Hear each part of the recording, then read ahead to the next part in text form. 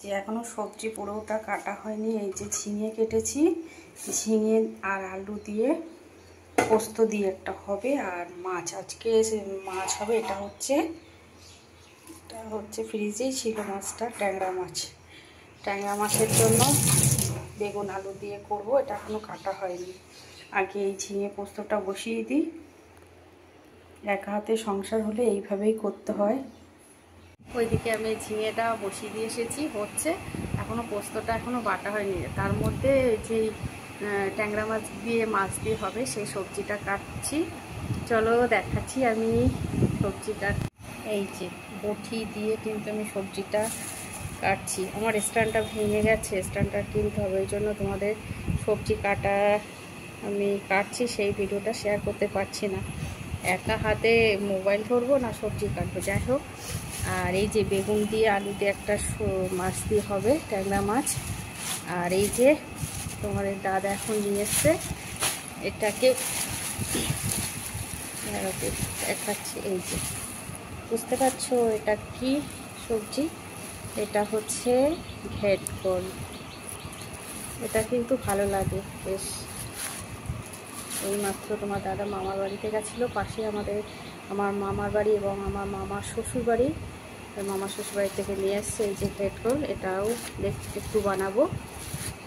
সবজিটা কেটে নিই তাহলে। চলে এসেছি রান্নাঘরে। দেখো আমার বেগুন আলুটা কাটা হয়ে গেছে, ওই বটিটা দিয়ে চটজলদি কাটা হয়েছে। আর এদিকে ঝিঙে পোস্তটা হচ্ছে, পোস্তটা বাটা হয়নি। চলো চটজলদি পোস্তটাও বেটে নিই। আজকে দুপুরে রান্নাটা কিন্তু পুরোটা শিলবাটা দিয়েই, শিলবাটাতেই মশলাটা করেই রান্না হবে। চলো তাহলে পোস্তটা শিলবাটাতে নিয়ে নিয়েছি পোস্তটা। এবার পোস্তটা বেটে নিই। আমার এই সুবিধা হয় রান্না করতে করতে, রান্নাঘরের পাশে বাটাটা নিয়ে নিই। আর এই জন্য চটজলদি হয়ে যায়, রান্না করতে করতেও মশলাটা করা যায়। আজকে রান্না করতে করতে তোমাদের সাথে গল্প করছি, তাহলে মশলাটা বেশ। শিলবাটাতে অল্প মশলা হলে শিলবাটাতে কিন্তু মশলাটা পেস্টটা খুব সুন্দর হয়। আর মিক্সিতে চটজলদি হয়ে যায়, কিন্তু মিক্সিতে রান্না করলে টেস্ট দেখবা শিলবাটাতে রান্নার টেস্টটা বেশি ভালো লাগে। মিক্সিতে কিন্তু অতটা ভালো হয় না।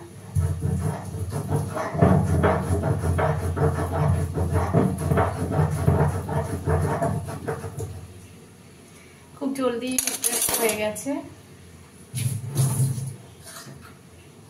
এই যে খুব সুন্দর একটা মিহি পেস্ট হয়ে গেছে। চলো রান্না করতে করতে তোমাদের সাথে একটা ছোট্ট টিপস শেয়ার করছি। ট্যাংরা মাছ দেখবা ম্যাক্সিমাম যখনই আমরা কড়াইতে তেলের উপরে ট্যাংরা মাছটা দিই, তখন একটা চটপট করে আওয়াজ হয় আর তেলটা ছিটকায়। ওই জন্য যখনই ট্যাংরা মাছটা ভাজা করবে, তখনই যদি তোমরা যদি একটু কাঁচা সর্ষের তেল যদি একটু দিয়ে লাগিয়ে এইভাবে নিয়ে ভাজা করো, তাহলে কিন্তু আর তেলটা ছিটকাবে না। তাও যদি কেউ ভয় পাও, তাহলে মাছটা কড়াইয়ের মধ্যে দিয়ে ঢাকা দিয়ে দিতে পারো। আমি কাঁচা তেল দিলেও আমি ঢাকা দিয়ে করি, কেননা আমার ভীষণ ভয় লাগে। ওই যে চিটপিট করে আওয়াজ হয়, আর ওই তেলটা ছিটে আসলে কিন্তু খুব লাগে, খুব জ্বালাও করে। তাড়াতাড়ি রান্না করার জন্য একদিকে ঝিঙেটা পোস্তটা হচ্ছে, হওয়ার মতো হয়ে গেছে, নামাবো। আর একদিকে ভাতটা বসিয়ে দিচ্ছি।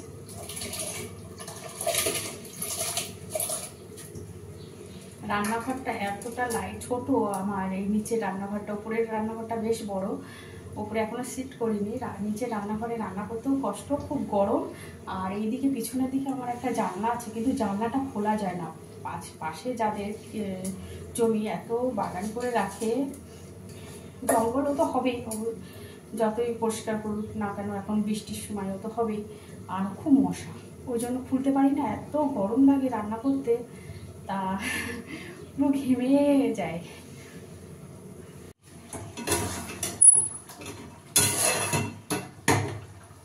ঝিঙে পোস্তটা হয়ে গেছে, ঝিঙে আলু দিয়ে পোস্ত দিয়ে।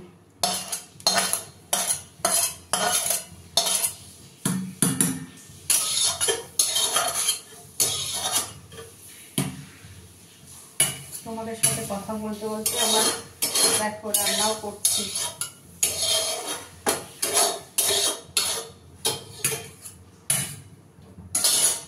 এবার মাছ ভাজাটা বসাও। এই যে হয়ে গেছে, পুরো রান্নাটা করার পরে তোমাদের সাথে শেয়ার করব। এদিকে মাছ ভাজাটা হবে আর এদিকে মাছের ঝোলের যে মশলাটা রেডি করছি। বেশি কিছু না, ট্যাংরা মাছ তো, ট্যাংরা মাছ দিয়ে বেগুন আলু দিয়ে একটা ঝোল হবে। ওই জন্য একটু সর্ষে আর জিরা, সর্ষেটা একটু ভিজিয়ে রেখেছিলাম,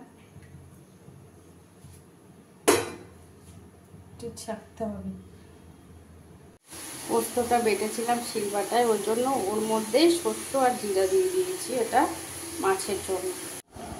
এই যে হেডকোল পাতাটাও কেটে নিলাম, কচি কচি যেই পাতাগুলো আর ছোট ছোট যেই ডাঁটাগুলো, এগুলো দিয়ে কেটে নিলাম। এটা কিন্তু ভালো করে ধুয়ে কড়াইতে একটু নাড়াচাড়া করে শিলে গোলমরিচ আর কাঁচা লঙ্কা আর রসুন দিয়ে বেটে তেলের মধ্যে কষিয়ে নিলে কিন্তু বেশ লাগে খেতে। এইভাবেই করব আজকে। এর জন্য ভেটকল পাতার জন্য এই যে রসুন, গোলমরিচ আর কাঁচা পাকা লঙ্কা দিলাম শিলে। এখন ভেটকলটা ওদিকে খালি কড়াইতে এই যে একটু সিদ্ধ করে নিচ্ছি, তারপরে একসাথে পেস্ট করব। এদিকে হয়ে গেছে ঝিঙে পোস্ত আলু দিয়ে, ঝিঙে পোস্ত। আর এটা হয়েছে ট্যাংরা মাছ দিয়ে বেগুন আলু দিয়ে একটা ঝোল। আর এই যে এটা হচ্ছে হেডকোল পাতা বাটা। কিছুটা তোমার এই রান্নার রেসিপিটা তোমাদের সাথে কিন্তু শেয়ার করেছি। চলো তাহলে, আর ওইদিকে আছে স্লাদ। আর তাহলে আমার এই ব্লগ ভিডিওটা এখানেই শেষ করছি। তোমাদের ভালো লাগলে কমেন্ট করে অবশ্যই জানিও, আর পুরো ভিডিওটা দেখো। টাটা।